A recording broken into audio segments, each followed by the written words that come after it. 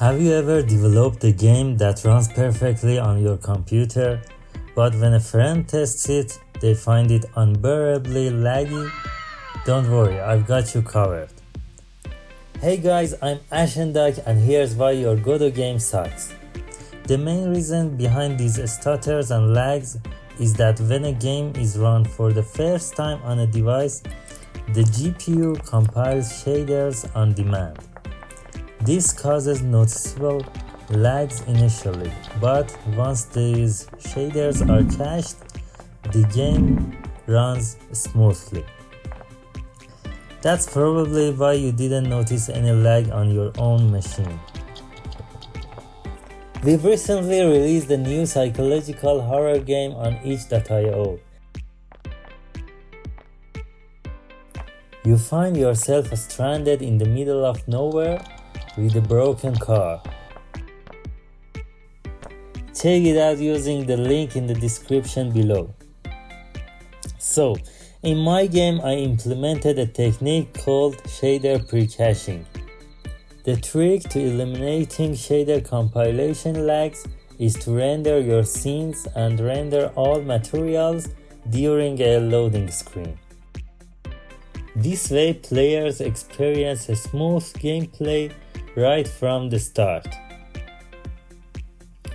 Avoid displaying materials individually with an explosion or something like that, as this doesn't completely solve the problem.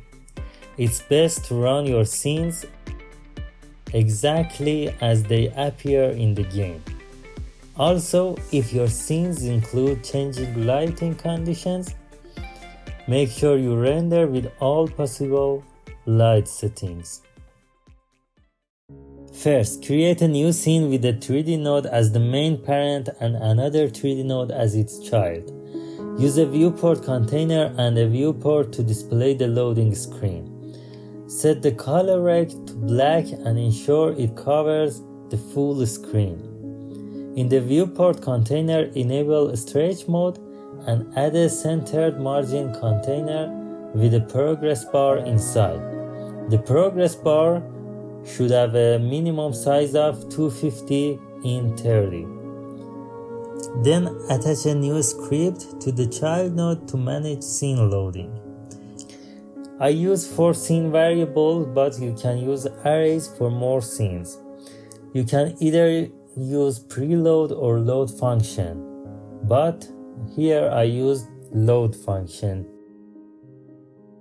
Before you write shader compiler function, make sure your progress bar is properly referenced in your script. Start by loading each scene and instantiate it, then add it as a child node. Also, in your player script, you should add a function that moves the player through all parts of the scene to ensure all objects are within camera view. In my game, I rotated the camera 360 degrees to ensure all objects are rendered.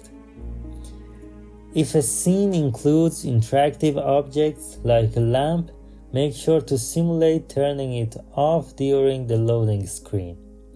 After this, wait for a few seconds before firing up the instantiated nodes to optimize memory usage.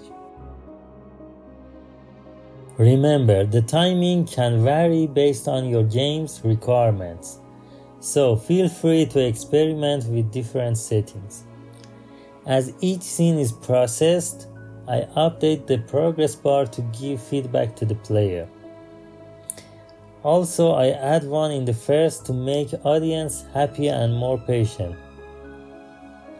Once all scenes have been rendered, I unmute the game's audio and initiate a data saving function after I freed all my scenes.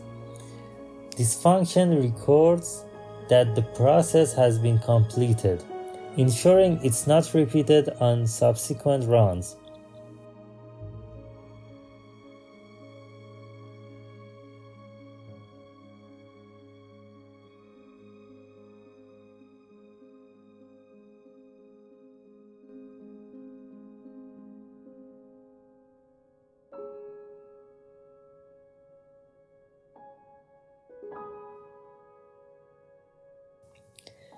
Finally, in the ready function, I check if pre-caching is necessary by loading the saved game data.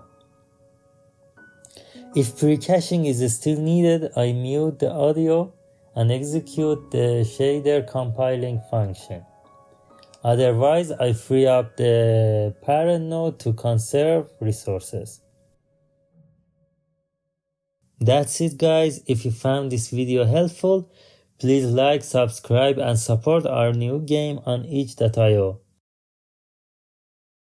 Your support means a lot to us. Take care and goodbye.